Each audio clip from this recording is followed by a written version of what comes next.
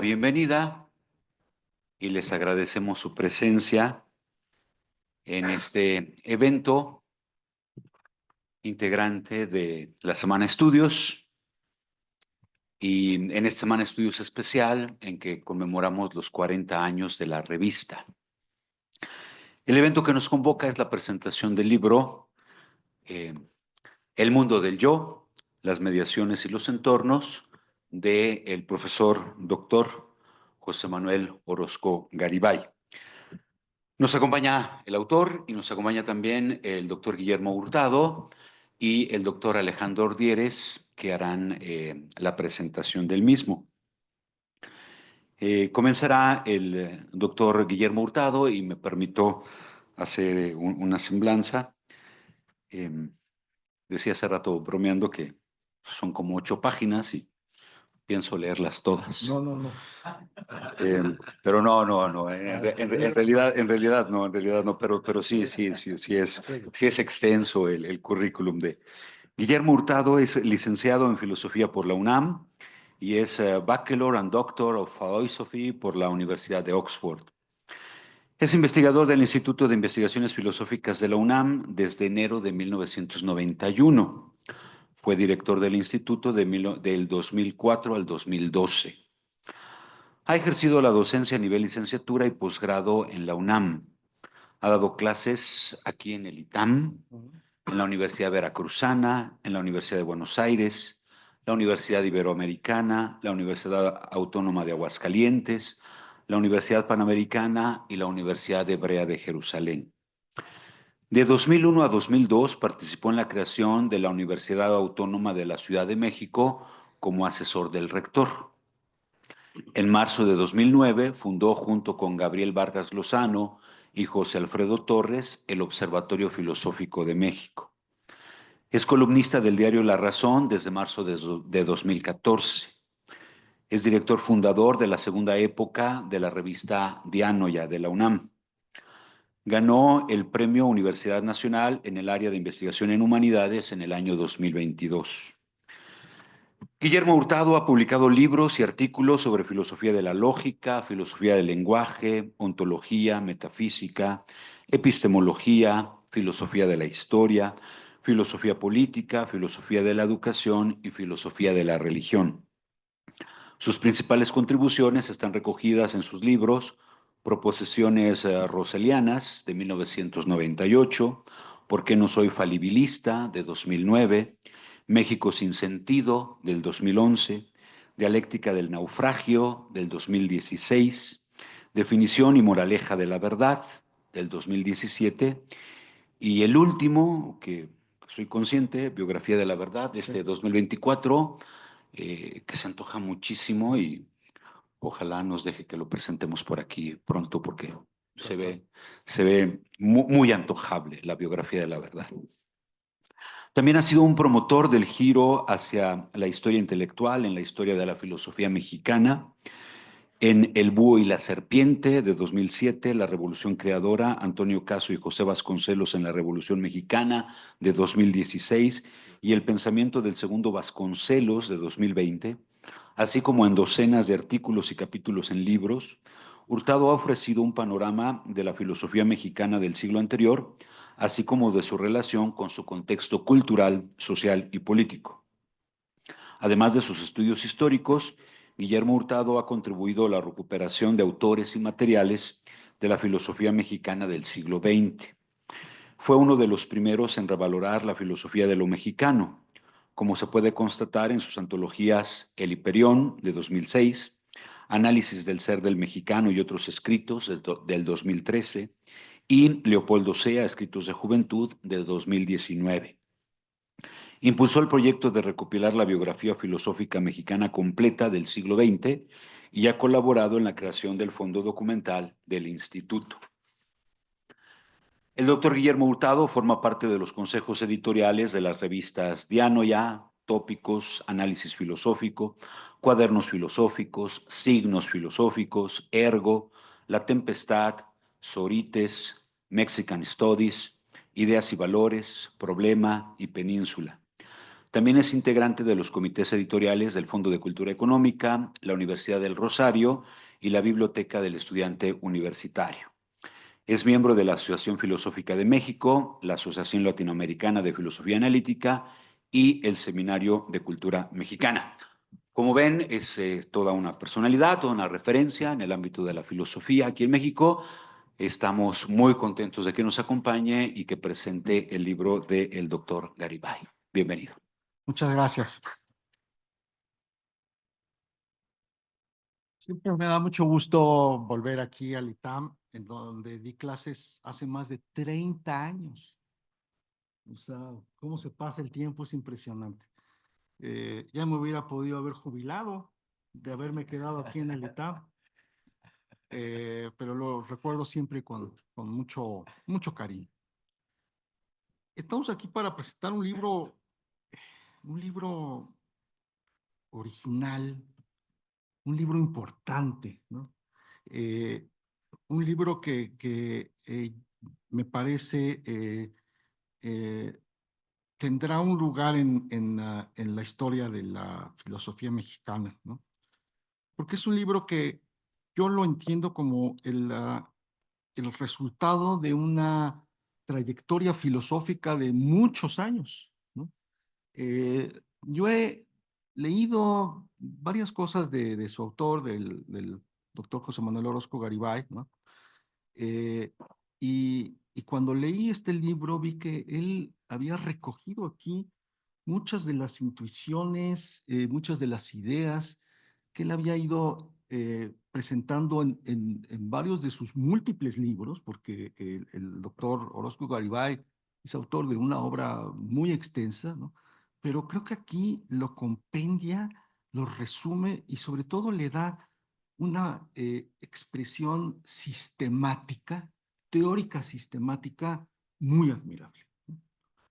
Lo que encontramos en este libro es nada más, nada menos que una teoría sobre el yo y su relación con el otro, ¿ok? Que define a partir de esa mediación lo que Orozco Garibay llama los entornos, que son lo que conforman este mundo del yo, como es el título del libro, el mundo del yo. Y es que el yo, claro, el yo es lo más cercano que tenemos y al mismo tiempo es un enigma. David Hume, el filósofo empirista inglés, ya decía en el siglo XVIII, sí, desde el XVIII, principios del, mediados del XVIII, si no me equivoco, que bueno, nosotros tenemos impresiones de muchas cosas, ¿no? Por ejemplo, tenemos la impresión de esta botella de agua, del verde de este manto, ¿no?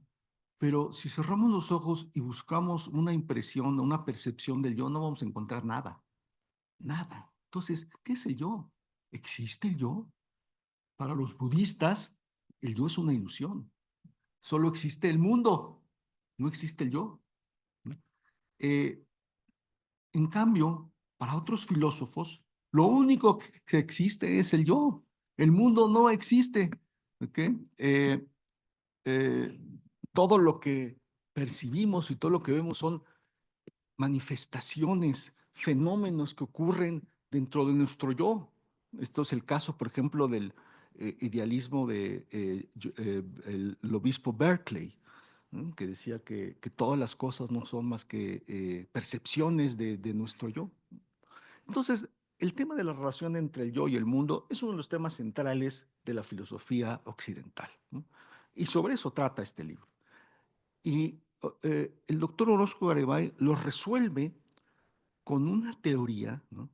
eh, eh, que parte de una eh, premisa básica muy sencilla, ¿no? Muy sencilla, ¿no? Eh, el, el yo y su relación con el otro se fundan en un sistema binario de afirmación y de negación. A eso le llama el sistema sí-no, o sea, sí-no pegaditos, ¿no? Sí, guioncito no, ¿no? Ese sistema sí-no nos permite explicar lo que es el yo, lo que es, lo que es el otro lo que son las relaciones entre el yo y el otro, lo que podemos llamar los entornos en donde se dan las mediaciones entre el yo y el otro, y a partir de los diversos entornos, lo que es el mundo. Es una teoría de una simplicidad impresionante que parte de una idea muy, muy básica, ¿no? Que en el fondo del yo, o sea, lo que somos nosotros, ¿no? Es todo eso se construye a partir de estas dos actitudes, emociones, eh, eh, movimientos, que es el movimiento de afirmación y el movimiento de negación. Es un sistema binario, ¿no? La analogía que a mí se me ocurre es como, por ejemplo, en los sistemas de computación, ¿no? Uno puede construir programas gigantescos sobre todo lo que hay, simplemente con el 1, 0, 1, 0, 1, 0. Bueno, pues lo que hace Orozco Garibay con este sistema del sino es algo, es una proeza equivalente, ¿no? Es construir todo lo que somos nosotros, todo lo que es el yo, el otro, el mundo, a partir de este sistema binario, sí, no, sí, no, sí, no. ¿Ok? Entonces, el yo puede afirmar o negar al otro, y el otro puede afirmar o negar al yo. De esa manera se plantean 4 combinaciones básicas. Esto es muy importante. Son 4 combinaciones.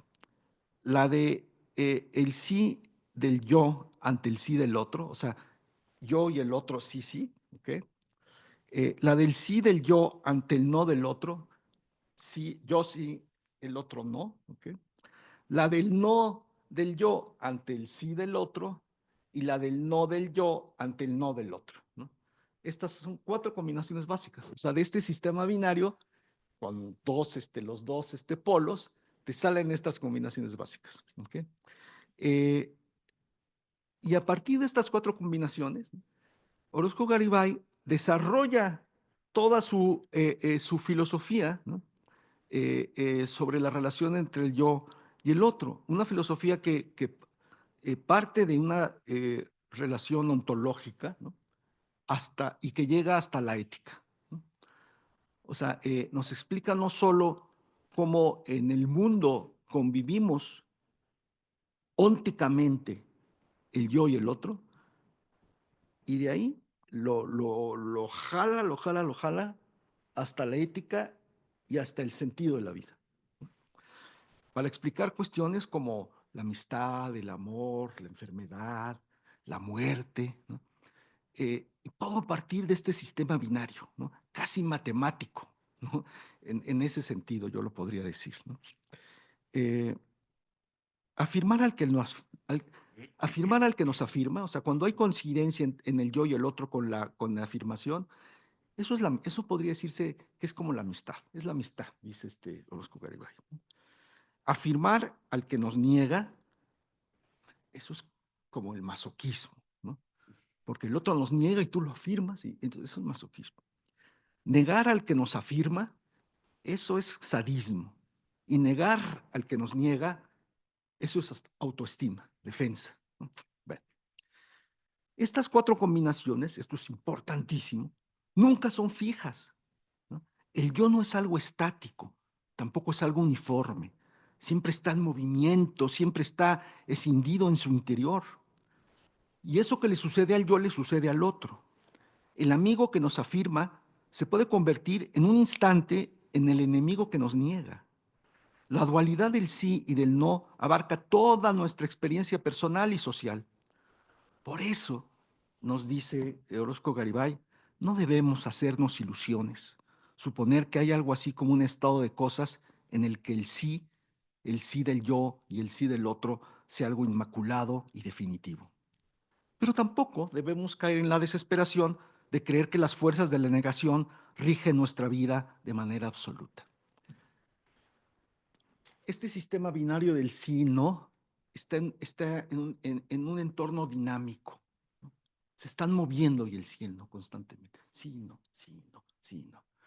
Y eso pasa dentro de nosotros, pasa en nuestras relaciones personales, por ejemplo, en la relación de pareja, y pasa en la sociedad entera. esto tiene consecuencias incluso para la política, porque hay teorías que ustedes estuvieron aquí, por ejemplo, sobre la democracia, ¿no? O sobre el Estado, en el que dicen, ay, pues vamos a tener consenso, ¿no? Y vamos a tener un diálogo consensual y sobre es un consenso permanente y todos vamos a ser amigos. Orozco Garibay dice, no, no, no, no. O sea, la corriente, ¿no? De la vida, ¿no? Siempre está oscilando entre el sí, ¿no? Nosotros permanentemente estamos oscilando entre el sí, ¿no? Por eso nosotros somos amigos y enemigos de nosotros mismos, ¿no? Estamos moviéndonos en este vaivén, ¿no? Que, que, pues sí, que no nos da estabilidad, pero esa es la vida, así es la existencia. Lo que Orozco Garibay llama el mundo del yo es el conjunto de entornos pasados, presentes y futuros en el que cada yo se encuentra con los otros y entabla con ellos todo tipo de relaciones definidas por las 4 combinaciones antes descritas. Estos entornos no son emocionalmente diferentes, tampoco lo son axiológicamente. Toda relación con los otros, por ser en su fondo una de afirmación o de negación, suscita emociones positivas o negativas, y estas a su vez son la base del valor y del no valor, es decir, de lo bueno y de lo malo que se encuentra en las relaciones que existen entre el yo y los otros. El mundo del yo es un mundo teñido de emociones. Aquí yo creo que de sentimientos, de pasiones. Eh, Heidegger estaría de acuerdo, ¿no? Heidegger, recuerden, decían que el estar en el mundo nunca es algo emocionalmente neutro, ¿no? Están las emociones, las pasiones, los sentimientos. No hay una descripción aséptica del mundo del yo. El mundo del yo está cargado de esas emociones. Eso es existir, ¿no? Cualquier definición de la existencia humana que no tome en cuenta eso es una definición demasiado abstracta y a fin de cuentas falsa. Ahora, el autor aclara que un yo, o sea, no es un cuerpo, ¿no? O sea, mi cuerpo y mi yo no son lo mismo, el yo es otra cosa. Pero uno siempre está en su cuerpo. ¿Okay? Orozco Garibay dedica muchas páginas de su libro a examinar la compleja relación entre el yo y el cuerpo, entre el yo propio y el del otro, ¿no? Lo que nos dice sobre el envejecimiento, la enfermedad y la muerte del cuerpo es el resultado de meditaciones personales que comenzaron largo tiempo atrás y que han encontrado en este libro una expresión teórica concisa y reveladora. Yo he leído algunos ensayos que me han gustado mucho de Orozco Garibay, por ejemplo, sobre el tema de la, eh, ¿cómo es? ¿No es del desgaste? Es el desgaste, ¿verdad? Sí. Yo deja de ser en el desgaste de su ser. Eso. Bueno, entonces, él ya había, por ejemplo, es un libro que, eso lo publicaste hace cuánto Este ya. ensayo sobre la muerte, Sí. hace como 4 años. Bueno, y ahí ya estaba ahí esta idea, ¿no? Del desgaste, ¿no? Eh, eh, pero aquí lo retoma y lo mete dentro de su teoría, ¿no? Entonces eso lo enriquece mucho. A mí ese ensayo de ese libro de Orozco Garibay me gusta muchísimo, ¿no? Es filosofía existencial, una filosofía muy, muy sentida, muy vivida. Sobre eso diré ahorita algo al final, ¿no?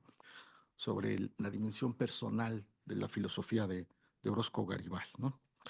Eh, el ser del yo se topa con las limitaciones del ser de su cuerpo. Con el paso de los años, sus deseos ya no se pueden cumplir. Su potencia de afirmación deja de tener sustento. Orozco Garibay también dedica páginas muy penetrantes al tema del amor, de la posibilidad del amor, de su existencia real, más allá de los mitos románticos que existen sobre él. El otro a quien se ama nunca deja de ser otro, por cerca que lo tengamos, por más que busquemos en su cuerpo una extensión del cuerpo propio. No es posible que entre un yo y un otro todo sea siempre mutua afirmación. La negación aparecerá tarde o temprano e irá minando la relación entre ambos. Eh, Quisiera leer unos pedacitos, eh, algunos fragmentos del libro, rápido.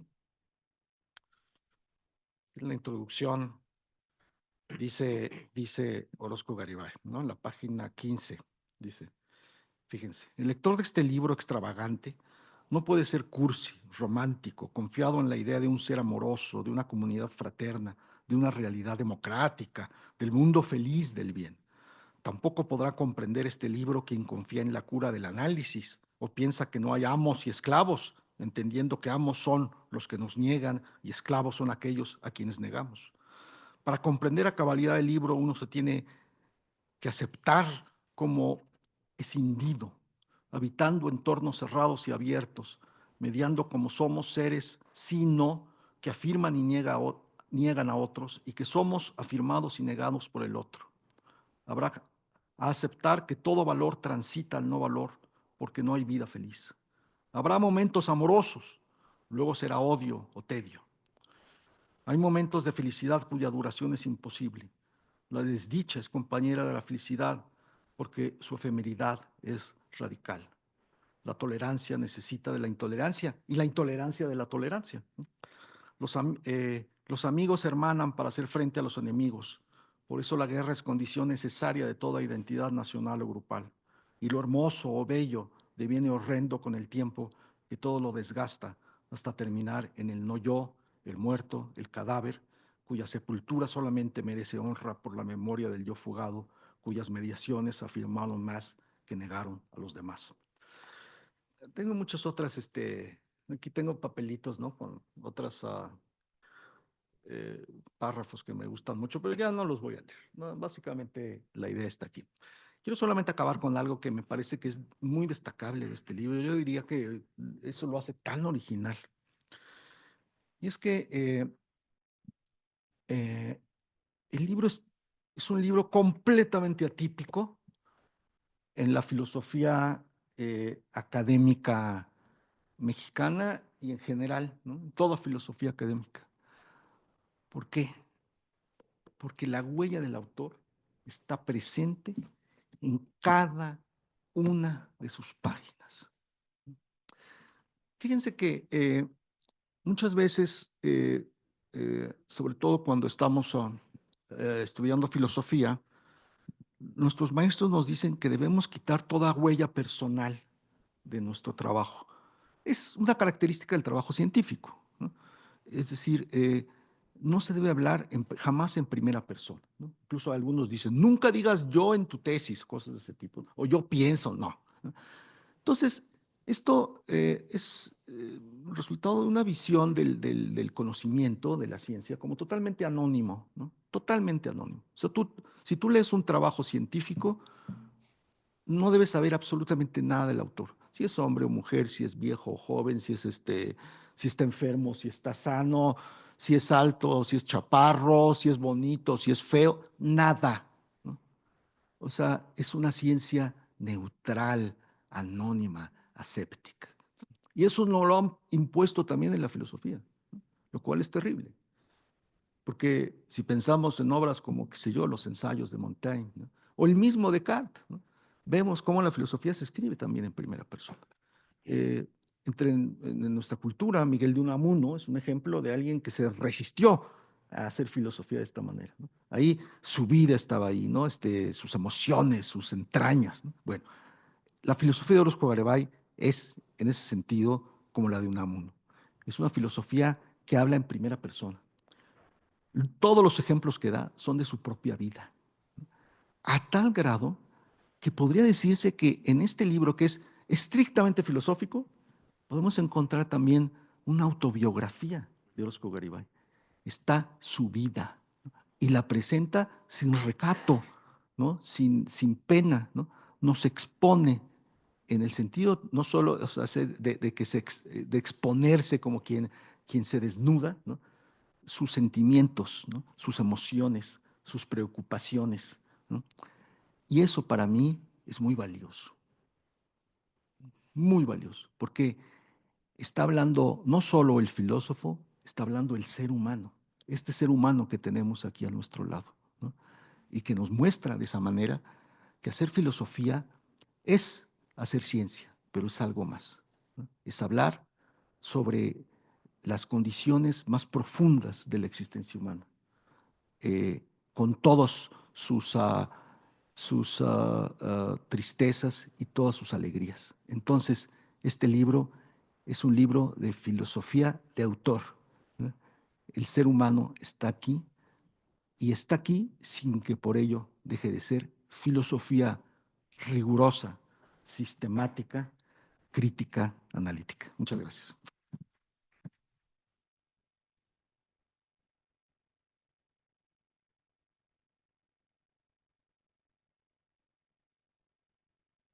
Agradecemos al doctor Guillermo Hurtado por su presentación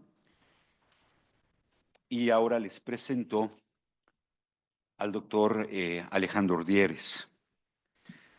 Él es licenciado en Filosofía por la Pontificia Universidad Gregoriana en Roma y maestro en Filosofía por la Pontificia Universidad de Santo Tomás, también en Roma. Es maestro en Administración por el TEC de Monterrey y doctor en Filosofía por la Universidad Iberoamericana. Fue director de la licenciatura en Humanidades y Ciencias Sociales del TEC de Monterrey, Campus Santa Fe.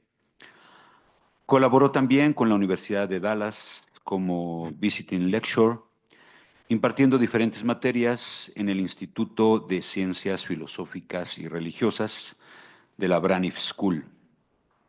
Actualmente es profesor investigador de tiempo completo en el ITAM. Ha impartido diferentes conferencias y cursos sobre la práctica de la ética y los valores en el ejercicio profesional en México y en otros países. Realizó estancias de investigación en el St. John's College en Annapolis, en el National Institute for Newman Studies en Pittsburgh y en la Universidad de Navarra. Es autor de los libros Fundamentos para una ética ciudadana, Formación en el pensamiento crítico, Ética en el servicio público, La acción y el juicio moral en David Hume y Ética, servicio público y corrupción, además de diversos artículos en revistas especializadas. Le agradecemos su tiempo, su presencia. Adelante. No, al contrario, soy yo el que tiene que agradecer, especialmente a José Manuel, que me haya dado la oportunidad de pues reseñar y leer este libro, que antes de empezar a leer lo que traigo, porque cuando uno no tengo la habilidad del doctor Guillermo Hurtado, que puede ajustarse un tiempo con un pequeño guión, yo me tiraría y empezaría a hablar de varias cosas, así que prefiero leer. Pero antes, corroborar efectivamente en cuanto al estilo del libro. Es un libro autobiográfico en muchos sentidos. Es una forma en la cual el doctor realmente es un filósofo, pone su corazón en la filosofía y escribe desde el corazón, escribe desde su vida, desde su experiencia, que yo creo que en el fondo todos los filósofos es lo que, bueno, lo que deberíamos de hacer, ¿no? Al menos los grandes filósofos así lo hacen, escribir de lo que a ellos les angustia, lo que a ellos les preocupa y reflejar eso en una serie de reflexiones que no son de un momento, sino que efectivamente son de muchos años, muchos años, ¿no? Entonces, en la historia de la filosofía, el acto de pensar por sí mismo ha sido la piedra angular de la búsqueda del conocimiento y la comprensión del mundo.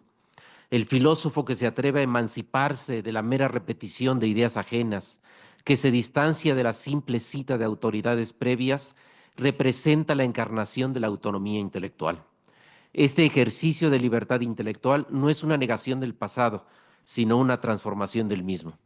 A reinterpretar y cuestionar y a veces contradecir las teorías establecidas, el filósofo autónomo crea un diálogo vivo con sus antecesores, haciendo que sus propias ideas florezcan desde las raíces de las tradiciones filosóficas que lo precedieron.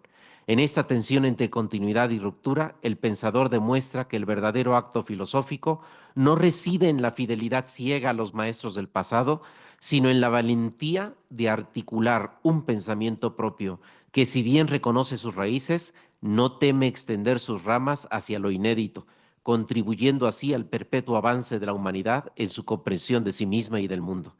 Este es el caso del autor que ahora nos ocupa, José Manuel Orozco Garibay, a quien tengo el honor de llamar amigo y cuya grandeza radica no solo en su amplia cultura filosófica y las innumerables lecturas que ha hecho de textos centrales de la filosofía moderna y contemporánea, a los cuales se acerca una y otra vez con la insistencia de las olas que bañan constantemente la misma playa, sino en su capacidad de trascender el peso de estas influencias para adentrarse en el terreno inexplorado del pensamiento, donde las ideas se convierten en una creación genuina y personal.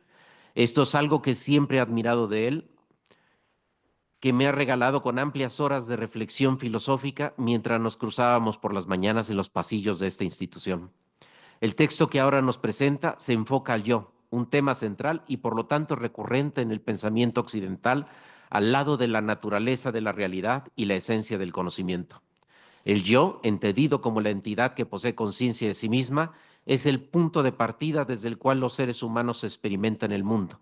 También toca aspectos ontológicos, epistemológicos, psicológicos y éticos, entendiendo ética en el sentido de relación, al estilo de Levinas, haciendo de su estudio un desafío complejo y multifacético, y que el autor confronta principalmente desde la conciencia que tiene de sí mismo, pero que no consiste en ser sí mismo, sin más, sino que existe de manera fracturada, luchando con el sí y el no de su ser.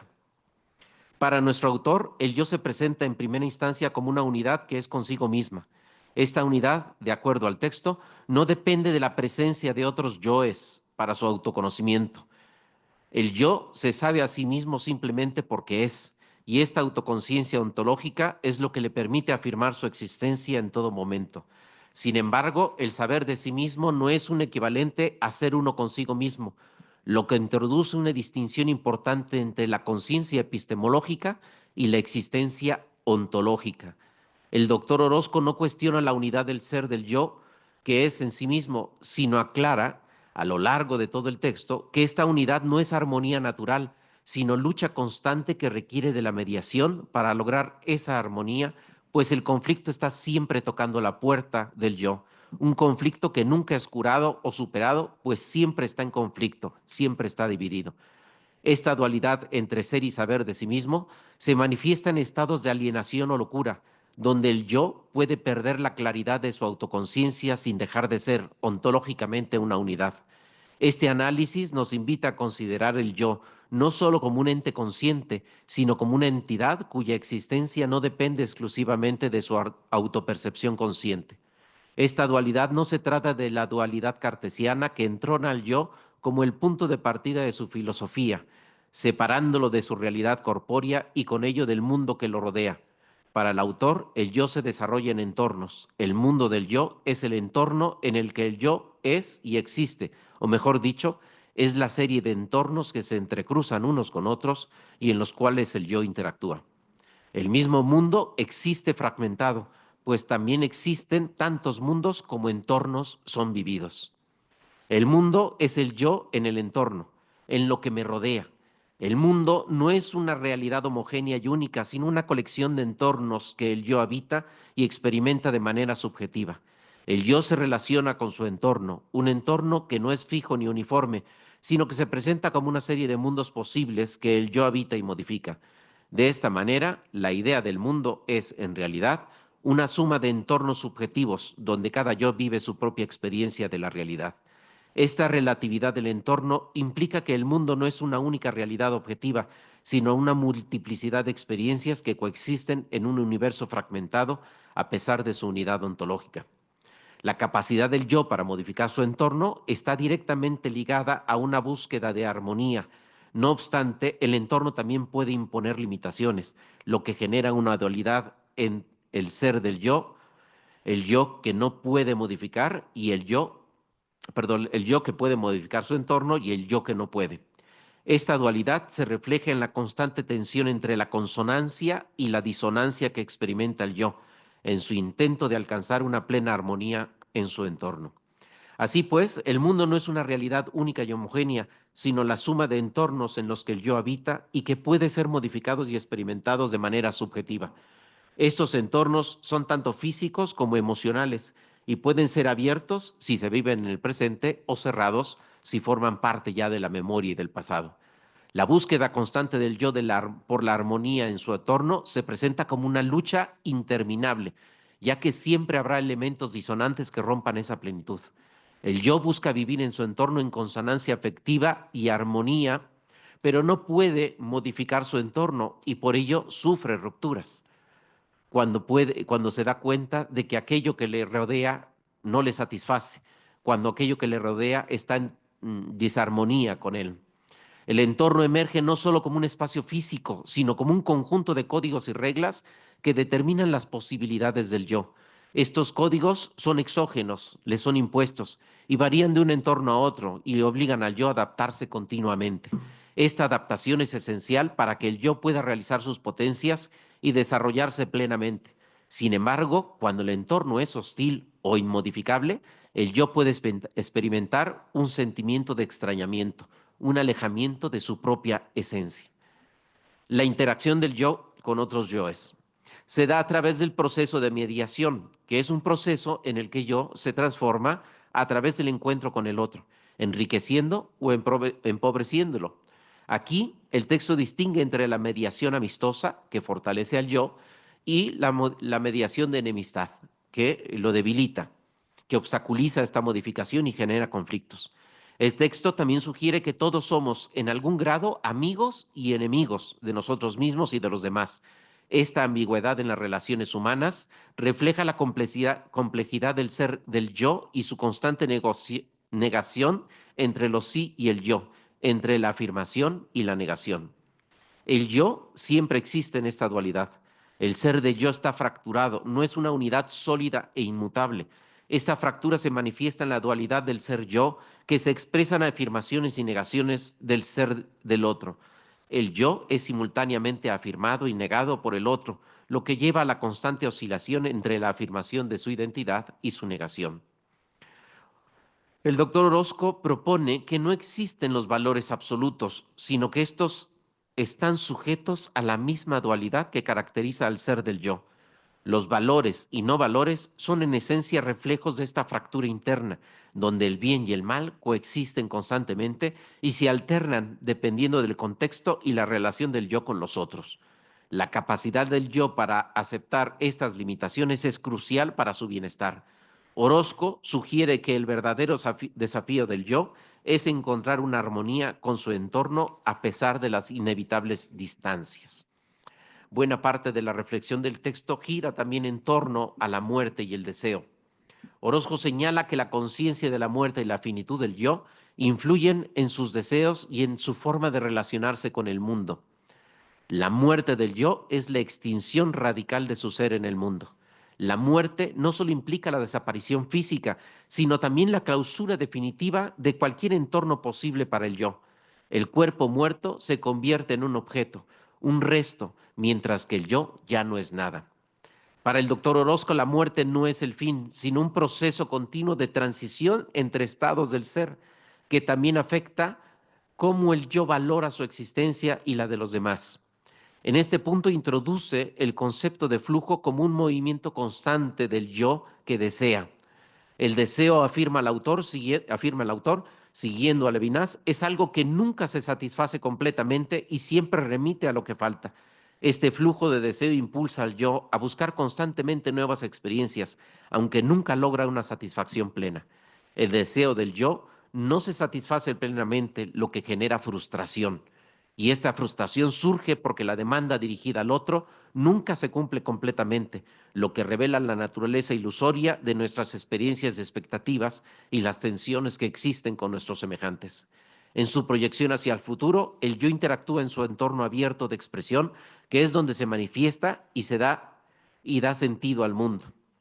Este entorno no depende del yo, pero el yo debe de dotarlo de sentido, ya que este entorno es donde está condicionado en su existencia. José Manuel Orozco también examina cómo el yo transgrede no solo su propio cuerpo, sino también la relación con el cuerpo del otro. La transgresión del cuerpo puede ocurrir de múltiples maneras, desde la violación de reglas personales de salud hasta la invasión del cuerpo del otro sin su consentimiento. Este análisis subraya la importancia del respeto por el cuerpo del otro con una expresión de su ser y cómo la falta de dicho respeto puede llevar a la negación profunda de la humanidad del otro. La búsqueda constante del yo por la armonía en su entorno se presenta como una lucha interminable, ya que siempre habrá elementos disonantes que rompan esta plenitud. El yo busca vivir en su entorno en consonancia afectiva y armonía, Perdón, estoy regresando, disculpen. Orozco parece señalar a la noción del cuerpo como punto central de la diferencia y la otredad. La ley del otro implica que su cuerpo, aunque visible, permanece fuera del alcance completo del yo, estableciendo una barrera insalvable. Y aquí aprovecho de una vez para señalar algo que, una relación, como señalaba el doctor Hurtado, entre el cuerpo y el yo, que creo que se mantiene una tensión a lo largo del texto y en lo personal no me queda muy claro en qué consiste esta relación, si es una relación en la cual ambos son una misma cosa, en la cual cuerpo soy yo y yo soy yo, o el cuerpo es algo que entre comillas me es ajeno, aunque claramente en el texto no da esa impresión, ¿no? El cuerpo es el lugar donde habito, pero es un lugar que es extraño o soy yo también, ¿no? A veces parece acentuar una visión, a veces parece acentuar más la unidad. Entonces, una pregunta que también dirijo aquí, que me quedó como una duda. Em, de hecho, en esta parte, Orozco aborda la relación entre el cuerpo y la identidad del yo. El ser del yo se realiza en el estar dentro del cuerpo y en el entorno que habita, configurando una experiencia dual de presencia y alienación, este conflicto constante con el cuerpo, pero al mismo tiempo de unidad. Aunque el yo es su cuerpo, este siempre se presenta como algo ajeno en la proximidad. El cuerpo experimenta necesidades y procesos internos que no siempre se comprenden. Esta alineación del yo con su cuerpo también se refleja en la vejez, cuando el cuerpo limita la libertad y se convierte en un obstáculo que atrapa al ser. El deseo surge como una forma de relacionarse con el otro cuerpo, pero está destinado al fracaso. El cuerpo del otro no puede ser poseído ni comprendido en su totalidad, lo que genera frustración en las relaciones. La imposibilidad de experimentar plenamente al otro, incluso en la intimidad, deja al yo en una soledad inevitable, ya que cada cuerpo es una entidad autónoma que nunca puede fusionarse con otra. Esta experiencia también se extiende a la muerte. El cuerpo es el único lugar en el que yo existe y su desaparición implica la extinción total del ser. Así pues, el cuerpo es la base existencial del yo, pero también una fuente de alineación. El yo experimenta su ser dentro del cuerpo, condicionado por sus limitaciones físicas, como el tamaño, la edad o las necesidades. La alienación del yo radica en que aunque es su cuerpo, éste lo confronta con necesidades que no puede controlar plenamente. Por tanto, el yo vive en una dualidad constante entre su deseo de libertad y la realidad limitante del cuerpo. El deseo es central en la estructura del yo. Lo presenta como una carencia que busca ser llenada mediante la interacción con otros. Sin embargo, este deseo está destinado a la frustración, ya que el yo no puede poseer completamente al otro ni satisfacer plenamente sus expectativas. El deseo actúa como una fuerza que impulsa al yo de sí mismo en busca de la afirmación del otro, pero constantemente se enfrenta al no del otro. En relación con el otro surge la verdad. La verdad, según Orozco, no es solo una correspondencia entre pensamiento y realidad, sino una forma de afirmación del yo en su relación con el otro. La mediación verdadera ocurre cuando el yo afirma al otro en su ser, respetando su identidad y autonomía. Por otro lado, la negación del otro, mediante la mentira o la falta de reconocimiento, destruye esta mediación. El encuentro con el otro es conflictivo, pues la convivencia auténtica no implica una unión perfecta, sino la capacidad de soportar las diferencias y encontrar momentos de convergencia en medio de la divergencia. El deseo de un amor eterno es una ilusión, pero las relaciones humanas se sostienen por episodios aislados del entendimiento y colaboración. La amistad se presenta como una de las formas puras de mediación en la que el yo y el otro se afirman mutuamente sin buscar control o posesión.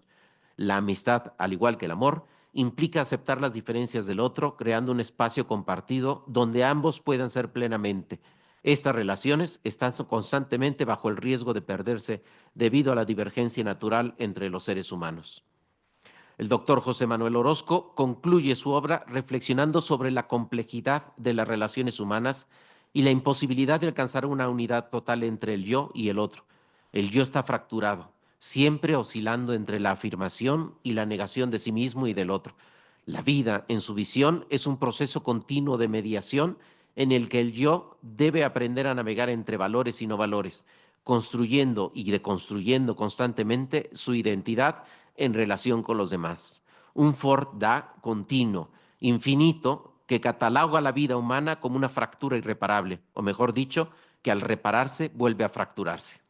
En conclusión, la reflexión sobre la unidad del yo y su relación con el entorno nos revela un complejo entramado de relaciones ontológicas y epistemológicas. El yo no es una entidad estática, sino un ser dinámico que se define a través de su interacción constante con un entorno que a su vez es moldeado por él. Esta relación dialéctica entre, aunque a lo mejor dialéctica no es la palabra adecuada, esta relación dialéctica entre el yo y su entorno mediada por otros yoes, nos invita a reconsiderar nuestras propias experiencias de identidad y alteridad, así como las posibilidades y limitaciones que enfrentamos en nuestra búsqueda de armonía en el mundo. No me queda más que pedir disculpas al autor aquí presente si mi lectura del texto no ha sido del todo fiel a su pensamiento, pero es el riesgo que todo pensador corre al dejar escapar sus pensamientos y estamparlos en algunas hojas blancas para que otros las lea y las juzgue. Las ideas de ese yo dejan su entorno, dejan el mundo del autor y a través de la simple mediación de algunas letras, sus ideas dejan huella en el nuevo entorno, para para un nuevo yo que leyendo se afirma a sí mismo, negando al autor, apropiándose hostilmente de su pensamiento y sometiéndolo al juicio y a la interpretación. Muchas gracias.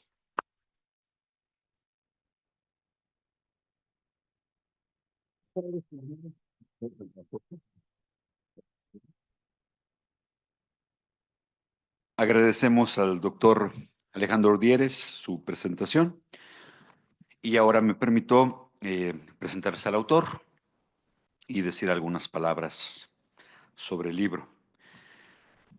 El doctor José Manuel Orozco Garibay es licenciado en Filosofía por la Universidad Nacional Autónoma de México, es maestro en Filosofía por la Universidad de Nueva York y doctor en Filosofía por la Universidad Iberoamericana. Ha sido distinguido con la beca Fulbright LASPAW. Fue profesor visitante en la Universidad de Dallas, donde impartió conferencias sobre Nietzsche, Lacan y Byung-Chul Han, y en la Universidad Pontificia de Salamanca, donde es miembro del Instituto de Cultura Iberoamericana. Realizó además investigaciones sobre filosofía de la cultura en el Departamento de Filosofía Moral y Derecho de la Universidad de Valencia. Ha estudiado la problemática del maltrato infantil en el Instituto Nacional de Pediatría. Estudió psicoanálisis en la Fundación Mexicana de Psicoanálisis. Es miembro de la Asociación Filosófica de México. Es profesor jubilado del Departamento Académico de Estudios Generales del ITAM. Ha escrito numerosos libros. Persona y Comunidad, de 2004. En torno a Hegel, 2006. 3 ensayos sobre la muerte, de 2009. De la ausencia, de 2011. Antología del pensamiento sobre México en el siglo XX, de 2014. La fractura social, el pensamiento de Byung-Chul Han, del 2015. Nietzsche y la tragedia, del 2017. Byung-Chul Han y la vida contemplativa, del 2019. Junto con Carlos McCadden, Decir y contradecir, el principio más firme de la filosofía, en 2019. Reflexiones sobre el cansancio, Peter Hanke y Byung-Chul Han, del 2020. Y el que ahora nos ocupa, El mundo del yo, las mediaciones y los entornos. El lector de las obras de José Manuel Orozco encontrará continuidad y discontinuidad en este libro. Continuidad en el abordaje de los temas, en este caso el mundo, el yo, las mediaciones y los entornos. Abordaje multidisciplinario que combina la filosofía con el psicoanálisis, la descripción cotidiana que roza la fenomenología y la referencia constante a sus autores queridos, Hegel, Heidegger, Lacan, Blanchot, Derrida, Levinas, Byung-Chul Han, etc. Pero discontinuidad en el tono de la argumentación. como ha sido señalado por los presentadores anteriores. Si antes el profesor Orozco analizaba y comentaba la obra de Nietzsche, de Hegel o de Hahn, la sociedad del cansancio, la muerte o los valores, ahora el lector encontrará a José Manuel Orozco en el centro. En efecto, nos encontramos con el libro hasta el momento, quizás nos sorprenda el autor después con algo más personal de Orozco. Dado que el tema es el yo, no sorprende que el libro haga relación constante a su yo, el único al que tiene acceso de modo directo y amplio, ya que el yo de los otros, como bien indica, nos es solo mediatamente accesible. El libro está lleno de experiencias, reflexiones, meditaciones, afirmaciones y negaciones del yo de Orozco en medio del mundo compartido de la enseñanza, de la academia, de la amistad, de las relaciones familiares y sociales propias y específicas de cada yo. Pero el libro no es un soliloquio que busque la autocomplacencia, sino una meditación en primera persona que pretende revelar las estructuras fundamentales de todo yo. Un yo fragmentado que busca incesantemente, sin alcanzar nunca del todo, una anhelada unidad. La multiplicidad de mundos, pues mi mundo no puede ser el mundo del otro. La aventura, siempre amenazada de fracaso, de comunicar y compartir mi mundo con los demás y de entender y compartir el mundo de los otros. La reflexión de Orozco sobre su yo y sobre el yo descubre la importancia fundamental de las mediaciones y los entornos, a través de los cuales se configuran las vicisitudes humanas, lo abierto y lo cerrado, los valores y antivalores, la amistad y la enemistad, la felicidad e infelicidad. En resumen, la vida y mi vida, la muerte y mi muerte. Decía el cardenal inglés John Henry Newman, y en este momento soy consciente de que Alejandro y Guillermo conocen muy bien a Newman, entonces van a entender muy bien, y bueno, José Manuel no es su autor favorito, es una lástima, por eso no lo quiero tanto, pero bueno. Decía el cardenal inglés John Henry Newman que en cuestiones de moral y religión el único acercamiento válido es el egotismo. Hablar por mí mismo y desde mí mismo, confiando en que las experiencias vividas y comunicadas encuentren eco en el otro. Me parece que el doctor José Manuel Orozco Garibay ha hecho un ejercicio de egotismo filosófico que vale la pena explorar. Muchas gracias.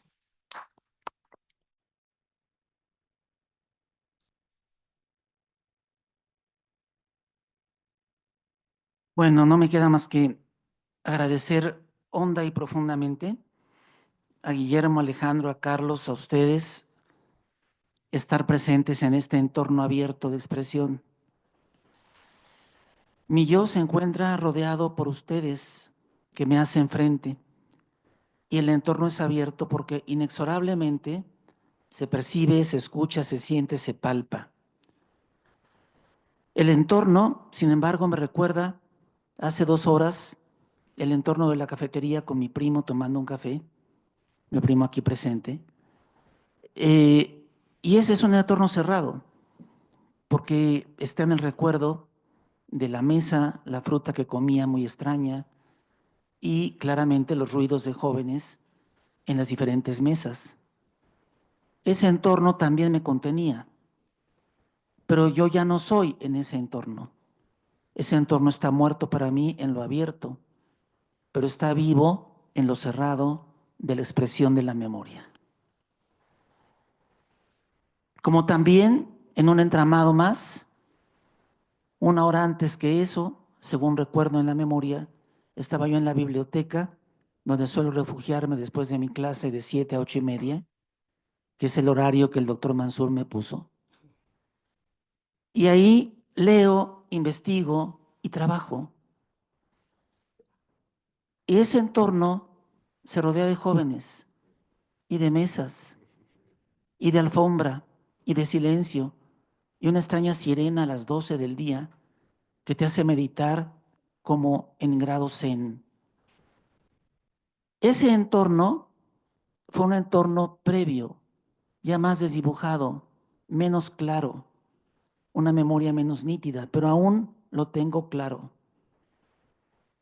Se enlaza con el anterior y con todos aquellos entornos cerrados que se van olvidando y perdiendo, tan desdibujados que quedan reprimidos, pero retornan, diría Freud, en el síntoma, en la angustia, en la desesperación, en la histeria o en la neurosis obsesiva. O retornan, diría Lacan, como el otro que habla, ese otro con mayúsculas, que finalmente es, ello habla, ello dice. Todos mis entornos, desde que nací, imaginémonos eso, al entorno abierto presente, están hablando a través de mí en este momento. Y no sé cuál de ellos o quiénes de ellos, si Ricardo Garibay, si mi padre, si la voz de Roberto Garibay, el tío Roberto, está hablando. Un tío sabio, inteligentísimo, sapientísimo, que nunca escribió nada. Y con quien hablé horas y horas. Él cuidaba a su hermano con retraso y lo quería mucho, al tío Rómulo. ¿Quiénes están hablando? Todos ellos.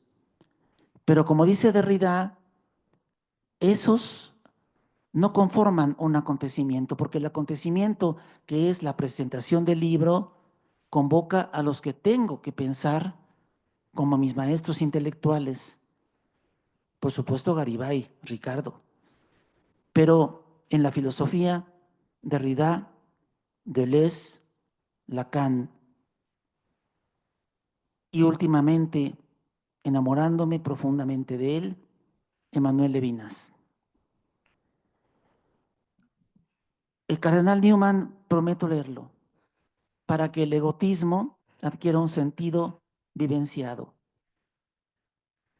El entorno abierto de expresión no es que sea el mundo, como hablan los físicos, es mi mundo en el que yo estoy. Pero yo estoy o está mi cuerpo, o estoy yo, cabe mi cuerpo en este mundo. Porque mientras hablo, hay una sensación de que tengo que ir a orinar en breve, tal vez en media hora o una hora. Aguanta la vejiga, cada quien conoce su vejiga. Pero nadie puede sentir por mí lo que yo estoy sintiendo, que es el peso de mi cuerpo, y gracias a la jubilación haber subido un poco de peso. Lo cual genera inexorablemente que no me quede el saco como Dios manda. Y esa sensación física, nadie la experimenta por mí. Es la soledad de la experiencia de mi propio cuerpo, que va de la mano con lenguajes privados y va de la mano con la imposibilidad de hacerlos públicos, excepto porque el lenguaje es público y por lo tanto, cuando digo me duele la próstata, supongo que el urólogo lo entiende. Entiende, pero no comprende ni vive lo que yo vivo y siento. En esa medida, a la pregunta del yo cuerpo, hay que decir que es una tensión constante, ya se dijo, porque yo, José Manuel, soy en este cuerpo, soy mi cuerpo. Solo existe el cuerpo, me decía Garibay. Le decía, no, se equivoca, y manoteaba. Nunca me equivoco. Y yo le decía, sí se equivoca, porque soy mis emociones, pensamientos, entornos, recuerdos, encarnados en este cuerpo. O, para no repetir encarnado y cuerpo, porque la carne ya involucra cuerpo, que están, entre comillas, en el cuerpo. El cuerpo maduro, más bien viejo, me lo decía mi primo, no cuando seas viejo ya eres. Y tienes razón. Pero no es el cuerpo. El cuerpo envejecido impone límites, se resiste. Todavía puedo escalar 14 horas en el Iztaccíhuatl, pero ya no las 25 que escalábamos, primo, porque solo llegué a donde comienza el Ayoloco, donde está la zona más alta del volcán, y la fatiga me impidió seguir, y bajar fue muy difícil. Ahí me di cuenta que las piernas no son las de antes. Pero también, de pronto, la garganta duele y no puedes hablar, y hay que explicar a Santana. Vaya, como si fuera historiador, no siéndolo. Ya quisiera poder explicarlo como Raúl, o como Valeria, o como Víctor, mis colegas historiadores. Pero hago el esfuerzo, que significa el yo estando en ese cuerpo, expresando voz, experimentando la dificultad enorme de hablar sin dolor. Entonces, entre el dualismo mente-cuerpo, la mente por un lado, el cuerpo por otro, o el epifenomenalismo, la mente como expresión del cuerpo y los eventos cerebrales, o el fisicalismo, que todo evento mental se reduce a un evento físico, esas tonterías que discuten los analíticos. Simplemente digo, yo vivo en mi cuerpo. Mónica, mi prima, vive en su cuerpo. Y me encanta verla. Hace años que no la veía, desde la muerte de mi madre. Muerte de mi madre, cuerpo envejecido, cosa cadáver, ya sin vísceras en la caja, lo que se ve ahí, solo para hacer ceniza al día siguiente, en un nicho, diseminable, para que después acabe en las praderas que se come un burro. Es decir, ese cuerpo de mi madre ya no está aquí sí físicamente en el mundo, abriendo entorno alguno. Pero cabe los entornos cerrados de expresión de mi memoria. Hay muchas imágenes de ella, hermosa, hablando conmigo, sentada, guiñando el ojo, polveándose un sábado cuando sabía que llegaba a verla. Y me decía, mijito, ya llegaste, y se pintaba chuecas las cejas. Eso lo recuerdo tanto y me emociona tanto que de alguna manera sigue viva en la memoria. Mi amigo Silvano Espíndola me decía, pero no llores, porque me encontró llorando por el patio cuando mi padre había muerto. Tu padre estará siempre contigo. Sí, tenía razón, porque lo recuerdo, porque lo llevo en los entornos cerrados, escalando conmigo el Nevado de Toluca a sus 74 años. Pero ya no está en el mundo, ni abre entorno alguno, ya no es nada. Es más, ni siquiera él sabe que ya no es en el mundo. Yo cuerpo, mi querido Alejandro, es que no puede haber un yo sin el cuerpo y que el cuerpo se opone al yo constantemente conforme envejece y le opone resistencias.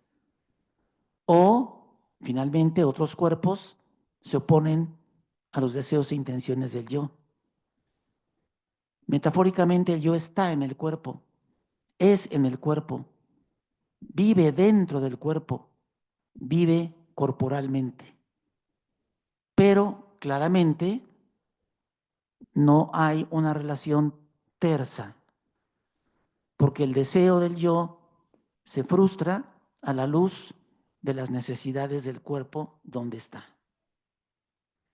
Y ese conflicto entre yo y cuerpo, yo-cuerpo, es un signo del ser del yo en el cuerpo. Sí en mi cuerpo, pero no apaciblemente en este cuerpo. Depende.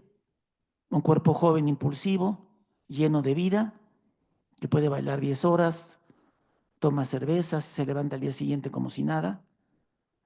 O un yo maduro en un cuerpo viejo. que es un ser cuyo ser se desgasta en su ser. Y bajo el desgaste de su ser, dejando de ser, y ahí está Heidegger, es un ser para la nada. Claramente, el yo, cuando ya el cuerpo no está, no es. Y aquí sí mantengo yo una dualidad muy extraña en mi lenguaje que yo trato de entender y quizá en otro libro la aclare. El yo como un ser con minúsculas que es proyecto, memoria y experiencia y conciencia de experiencia. Pero al mismo tiempo, el estar de ese ser en un cuerpo que conforme el tiempo lo atraviesa, se descompone y deshace. Dice Derrida, nadie da el tiempo y nadie da la muerte.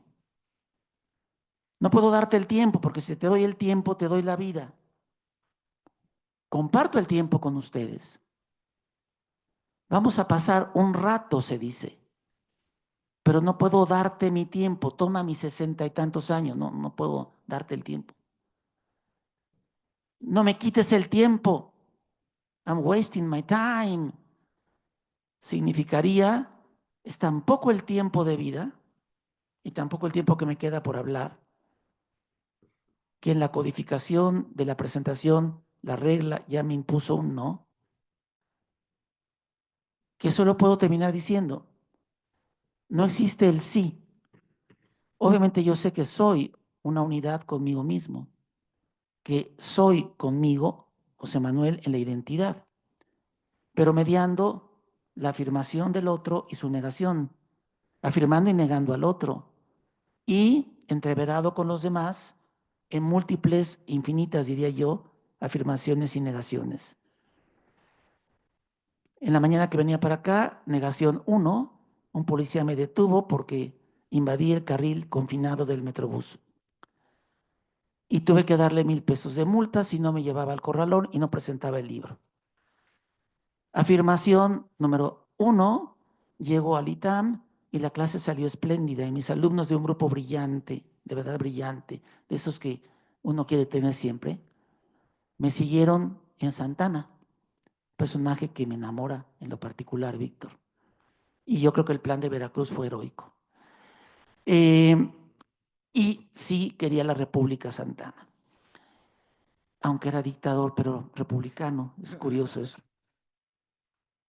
Eso es posible. La 4T es una dictadura republicana. Y por último, pero no lo menos importante, esta fisura, esta fractura del sino del ser del yo, permite comprender de manera dinámica, no dialéctica, no estamos en Hegel, las conciencias y su interacción y los valores.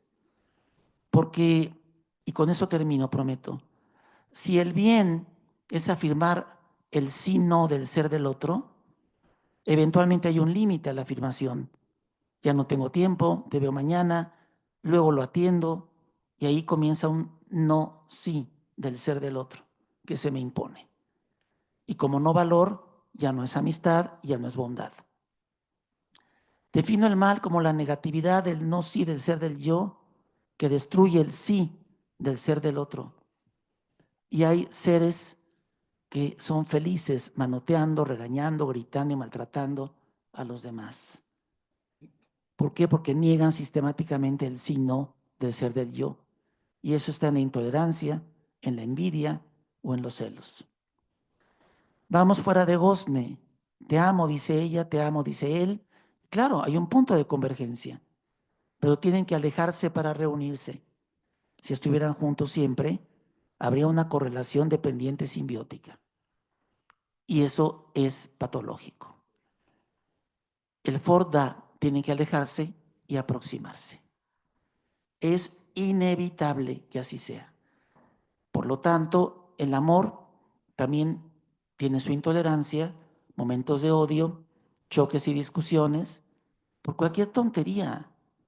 Y esa puede ser la clave de un divorcio o de una reconciliación. Y los que se aman eternamente hasta que la muerte los separa, pensando que no pasa nada, también tuvieron sus pleitos y problemas. Dios, no hablo de Dios, porque eso es el tema de la esperanza, y ahí en Levinas me quedo. Hablo de mi responsabilidad ante el otro, hacerme cargo del otro, bajo la esperanza de que haya un otro que me contenga y eventualmente, si me fundo ahí, me encuentre con los otros con quienes tanto quería. Muchas gracias.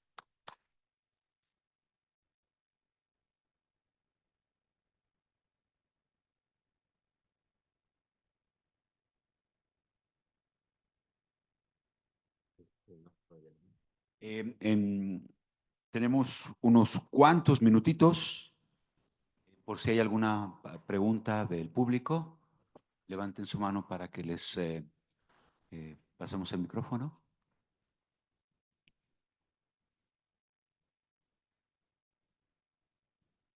Gracias. Felicidades, José Manuel, por tu libro. Tengo una pregunta. Por lo que dijeron en la presentación, parece que esto del mundo del yo tiende al desgaste, a la muerte, al fracaso, a la frustración. Por más que haya una autoafirmación o una afirmación del yo por alguien más, estamos como condenados a este eterno retorno a la propia negación o al rechazo del otro. Os quería preguntar si no crees que precisamente en la amistad o en la autoafirmación puede mantenerse, o sea, si no hay una salida, una comunicación verdadera entre dos personas, porque lo que dicen es que nunca hay una comunicación real, como si hubiera una barrera que no se puede superar. Y entonces yo pregunto, ¿verdaderamente no hay una comunicación como lo que descubrías, lo describías la escena con tu mamá, maquillándose, recibiéndote? ¿No hay una relación más profunda, un vínculo que se puede establecer entre dos seres que nos ayude a esa autoafirmación? Por supuesto que... Perdón. Y en otro sentido también, Perdón. hablas mucho de la muerte. La pregunta es si después de la muerte no hay también una posibilidad de elevación, si no hay una Sí. apertura hacia el universo, hacia lo eterno, hacia lo metafísico, es decir, más allá de lo físico. O Ricardo Garibay tuvo razón y dijo, solo es cuerpo. Esa es mi pregunta. Muchas Te gracias. agradezco y disculpa la interrupción. Querido David, todo valor conduce al no valor y ese no valor transita otra vez al valor. Es una dinámica donde mediando la negación vuelve como afirmación, y eso sí es muy hegeliano. Entonces, de alguna manera, en la amistad tiene que haber contenidos de enemistad y de no comunicación que permitan que, dada la divergencia, eventualmente esa negación y esa enemistad que está ahí como en comunicación también, se traduzca en la comunicación posible, en la afirmación posible, como impulso que mantiene la amistad. Entonces, yo sí creo que hay amigos, pero los amigos siempre guardan algo para sí, que no comparten, que es muy de su mundo y con otros amigos. Ese mundo del otro que no comparte contigo es una negación de ti. Es la parte en la que no llegas en la comunicación, del otro en su alteridad. Pero la convergencia retornante, eterno retorno de momentos que se comparten, son de amistad o de aproximación o de afirmación. En el ejemplo tonto que puse del policía de tránsito, era tal mi angustia en la madrugada que venía para acá, que la negación absoluta hizo que lo viera como un enemigo total. Cuando aceptó la mordida, estoy confesando un delito públicamente, pero no había de otra, yo dije, este es mi cuate. Porque hasta me dijo que le vaya bien, caballero. Ya en serio hablando, yo llegué a odiar a don Ricardo Garibay. Era insoportable. Pero cuando lo escuchabas hablar, te enamorabas de su palabra y lo amabas. Y ahí entendí que era mi amigo y mi enemigo también. Que si yo me identificaba con él completamente, me convertí en un ser insoportable, incluso castrado. Me refiero psicoanalíticamente castrado. Tuve que alejarme de él 10 años, 15, para empezar a pensar por mí mismo, para aquellos que fuimos sus discípulos, de lo poderoso que era. Aquí se habló de Garibay el año pasado. Y debo decir que era mi amigo y mi enemigo. Un día me dijo, no me quiera tanto, somos muy diferentes, que eso nos separe siempre. Y gracias a eso nos mantuvimos unidos. Uranga fue otro, al que conocí, traté un par de veces y me hizo pedazos. En media hora me dijo, usted no sabe nada de filosofía, tengo nada que hablar con usted. Y cuando me iba cabizbajo me dijo, siéntese y escuche. Y me explicó a Heidegger en 20 minutos de una manera espectacular. Fue una donación. Entonces fue mi amigo y mi enemigo. Dios, espero que haya una elevación. Es el otro de Levinas. Pero de él no puedo hablar porque no hay un M aquí, de ese otro al cual yo responda en la relación yo-otro. Con Dios toda irrelación, porque trasciende toda finitud. Y toda relación simbólica, porque en la esperanza y la fe está presente siempre. Y diario rezo un Padre Nuestro en la noche.